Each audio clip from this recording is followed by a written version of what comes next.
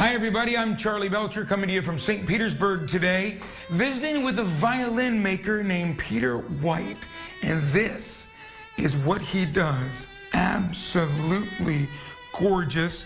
And if you don't recognize the name Peter White, if you are a professional soloist in an orchestra, if you are a violin collector, you probably know the name because his violins start at $12,000. Kind of a big deal. And he's sitting right here because he works here in St. Petersburg. Peter, how did you start making violins? How did you know that was going to be, or when did you know that was going to be a career for you? I think I knew it when I was in college. Yeah. I got attracted to my father's violin. I fixed it up, and from that moment on, it was a love affair with making them, repairing them first, then learning to make them.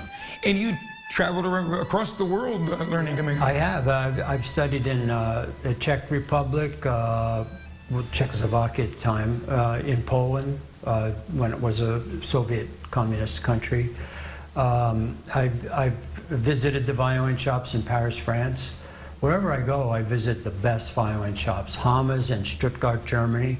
I go, sometimes they let me watch right up close, sometimes they want to see my work and they talk to me about how I could improve or whatever comments they have. So as I look at this, educate me, what kind of violin do you make? What is this referred to as? This is a copy of a Stradivari violin from around 1715. And he was the man. Right. Stradivari, at least. This particular violin is more of a generic Stradivari. That's the Messiah violin, and I make a lot of copies of that too. How do you do it? You know, I've been doing it for 50 years. That's the important part, because year after year after year after year, you get better.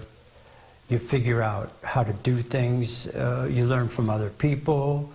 You practice. You work more slowly as you get older, because you got time. Right. And you're not raising a family or trying to do other things in your life. So yeah, I mean, it just kind of happens because you have a deep passion for the work. Because it takes a long time. It does, but all that time is fun time. Yeah, right. Play time. If you enjoy what you're doing, right? Oh, you know. What is it? You enjoy what you do. You never work a day in your life, something like that. No, I don't think I've ever worked a day in my life.